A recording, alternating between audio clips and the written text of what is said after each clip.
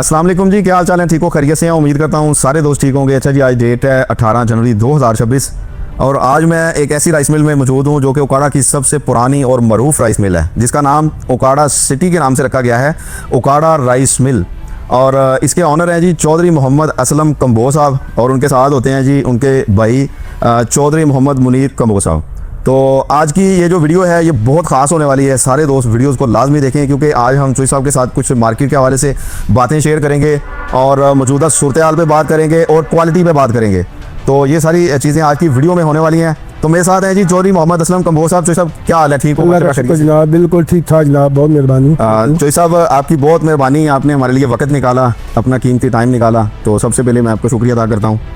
तो दूसरा चौधरी साहब, आज की ये जो हमारी वीडियो है इसमें कुछ सवाल है मैं आपके साथ करूँगा। तो सबसे पहले मेरा जो सवाल है वो ये है कि आपने इतने सालों से जो क्वालिटी को मेंटेन किया हुआ है, इसकी आज वजह तो ज़रा दोस्तों को बताएं।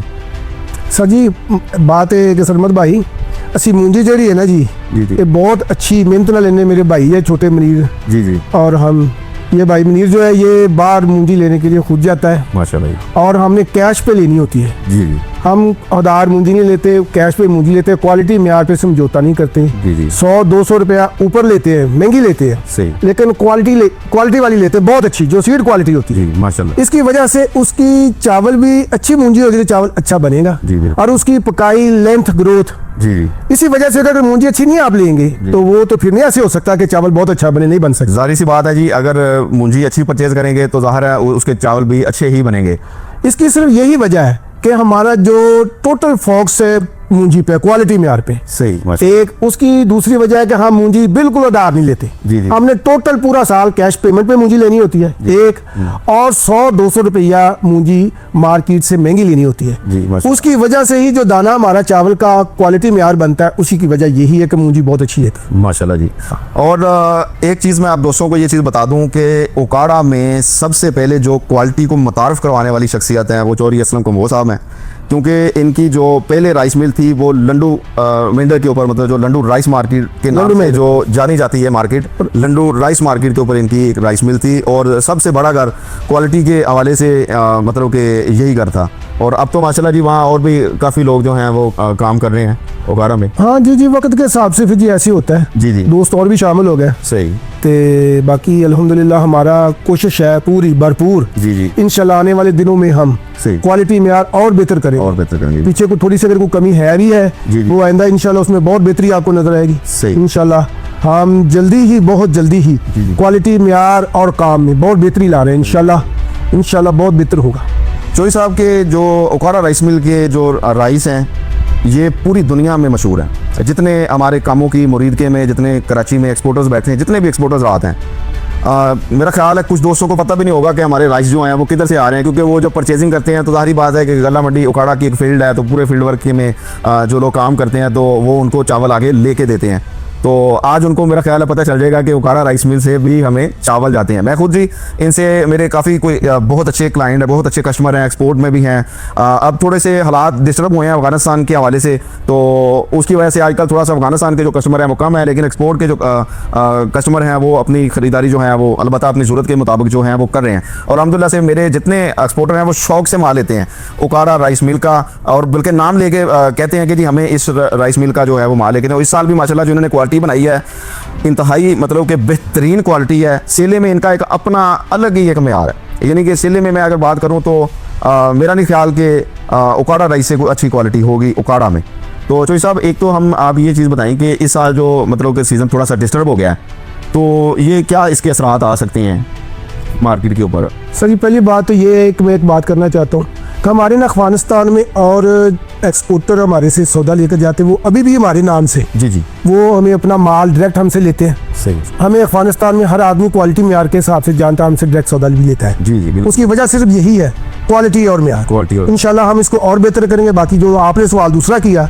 उसके बारे में, यार ऐसे है कि जो अफगानिस्तान का मसला है ना बना बॉर्डर का, ये हमारे सेले के लिए तो बहुत मसला है। जी बिल्कुल। तो बॉर्डर खुलेगा तो काम खुलेगा। बाकी इस दफा जो ये सीजन है कभी ऊपर कभी नीचे, बस इसकी समझ नहीं आ रही क्या बनना है। इसका टोटल डिपेंड बॉर्डर पे है। बॉर्डर खुल जाता है तो फिर हालात और होंगे, अगर नहीं खुलता तो और होंगे। यानी कि सेले का आप भी कह रहे हैं कि मतबादल रास्ता हमारा अफगानिस्तान से अलावा और कोई नहीं और क्यों? ये मैं अक्सर अपनी वीडियोस में भी दोस्तों को ये चीज़ कहता होता हूँ कि जो दोस्त वीडियो देखते हैं उनको कहता हूँ कि जी सेले की सबसे बड़ी कटिंग अफगानिस्तान मंडी है।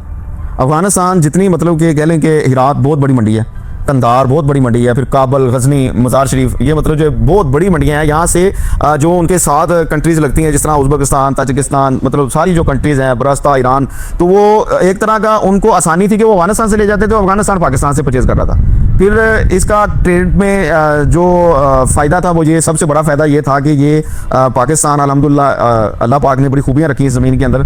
फूड के हवाले से मेरा ख्याल है कि तकरीबन 50% से ऊपर जो हमारा फूड की जो आइटम है वो सारी बरास्ता अफगानिस्तान ही जाती हैं। तो अगर अफगानिस्तान का बॉर्डर नहीं खुलता तो सेले में डिस्टर्बिंग हो सकती है। हाँ जी ऐसी है, लेकिन बात एक और है जी, इस दफ़ा जो मसला बनेगा थोड़ा सा सही, जो आने वाला साल होगा ना उसमें लोग एक्सपोर्ट के हिसाब से मुंजी परचेज करेंगे, वो मामला अगले साल हल हो जाएगा। एक बात तो ये है। दूसरी बात ये है कि हम भी खुद अपना एक्सपोर्ट करने के लिए हम अपनी कोशिश कर रहे हैं कि हम भी गल्फ में अपने कोई शोरूम खोले। इंशाल्लाह हमारा अगला स्टेप जो है यही है कि हम अपनी ये शॉपें एक दो जो है ना गल्फ में खोलना चाहते हैं, इंशाल्लाह खोलेंगे। करीब हम ना गल्फ में काम करने के लिए जा रहे हैं। वो मेरे साथ अक्सर चौधरी मुनीर कंबोज साहब मेरे साथ ये डिस्कस करते होते हैं कि अब हम इंशाल्लाह ना एक्सपोर्ट की तरफ हमने तवज्जो की है, आगे नहीं की हुई थी, लेकिन अब हमारा सिलसिला यही है कि ये सीजन तो इंशाल्लाह गुजरेगा, नेक्स्ट सीजन इंशाल्लाह हम अपनी को तैयारी करेंगे। हाँ इंशाल्लाह ख्याल है कि लोगों को मुतबादल रास्ता देखना चाहिए। अगर ये मतलब कि सूरत हाल बेहतर नहीं होती अफगानिस्तान की तो जाहिर सी बात है कि अगला साल भी यही सूरत आ रही या अगला सीजन तो फिर तो बहुत ज्यादा डिस्टर्बेंस हो जाएगी इन चीजों की। हाँ जी ऐसे कि सब दोस्तों को ये करना चाहिए कि मुतबादल अफगानिस्तान पे बहुत ज्यादा डिपेंड ना करें, क्योंकि हुकूमती मामलात है। जी जी, बाकी अगर वो हर एक जो अपना रास्ता नया ढूंढेगा ना एक्सपोर्ट के लिए गल्फ में, यूरोप में, बेहतरी होगी। वो मतबादल रास्ता यानी कि इख्तियार, लेकिन पहले से ज्यादा अब जो है ना आज से 5 साल पहले जो हालात है वो नहीं। अब छोटी छोटी बहुत एक्सपोर्ट हो रही है। कोई 4 वाश बना रहा है, कोई गोल्डन बना रहा है, ऐसे इसी तरह से हर आदमी अगर कोशिश करे ना इंशाल्लाह हमारी भी अब कोशिश हम भी कर रहे हैं कि हम गल्फ में 1-2 अपनी शॉप खोले। इंशाल्लाह इस तरह बेहतर होगा। हर एक को सोचना चाहिए एक्सपोर्ट के बारे में। बिल्कुल, ये 2-3 साल से लोग यूरोप वगैरह में, गल्फ में बहुत ज्यादा मतलब कि इंटरेस्टेड हैं और इस चीज़ पे हमारे उकाड़ा में पहले लोग वर्क नहीं कर रहे थे, लेकिन अब कुछ घर हैं जिनमें आप भी एक ज़ेन बनाया आपने, तो ऑलरेडी मतलब कि एक्सपोर्ट की तरफ जाना चाह रहे हैं कि हमारे रास्ते आसान हो जाएं। हाँ इंशाल्लाह अगर ऐसा होगा ना तो हमारे सेले के लिए बेहतरीन हर एक को करना चाहिए। जी। इसमें कोई ऐसी दो राय नहीं है कि मैंने करना उसने नहीं करना, हर एक को कोशिश करनी चाहिए जितना को कर सके। सही, ये हमारे लिए फायदा है। जी बिल्कुल सही, माशाल्लाह। तो जी साहब, मौजूदा सूरत हाल को नजर रखते हुए कुछ दोस्तों को टिप देंगे आप कि अभी काम को किस तरह करना चाहिए, रुकना चाहिए या माल सेल करना चाहिए, क्या मशवरा देंगे आप? साथी ये सीजन है, ये टोटल बात जो है ना ये बॉर्डर पे ही है। अगर बॉर्डर खुलता है तो हालात और है, ठीक है। अगर नहीं खुलता है तो फिर हालात कुछ भी हो सकता है। जी बिल्कुल, कुछ भी हो सकता है। तो हाजिर मैं कह रहा हूँ कि दोस्तों को कोई मशवरा देना चाहिए कि स्टॉक रखें या थोड़ा थोड़ा सेल करते जाएं। इसमें यार कुछ नहीं को कह सकता, बॉर्डर सुबह खुल जाता है क्या जोई साहब? बिल्कुल मैं समझ गया कि क्योंकि ये हर किसी का एक अपना सोच, एक माइंड होती है। बाकी मेरा ख्याल है वीडियो में बहुत सारी वजाहतें जो हैं वो मतलब कि आप दोस्तों के साथ शेयर की हैं और उम्मीद है कि ये वीडियो इंशाल्लाह आप दोस्तों के लिए एक फ़ायदेमंद वीडियो हो। तो मज़ीद इंशाल्लाह ताला उकाड़ा राइस से रिलेटेड एक भरपूर इंशाल्लाह एक और भी वीडियो लेके आएंगे। तो बाकी जी बहुत शुक्रिया जी, बहुत मेहरबानी जी, जज़ाक। बाकी जी ना मैं शुक्रिया अदा कर रही टीम का पूरी दा सरमद साहब की बहुत मेहरबानी है, शफकत है जी आप साडे को आए, मोहब्बत है ना जी। मैं आज इन्होंने सारे गपशप की, एक माहौल बनाया जी। ये हाफिज साहब छोटे भाई माशाल्लाह ये पूरी टीम बहुत अच्छा।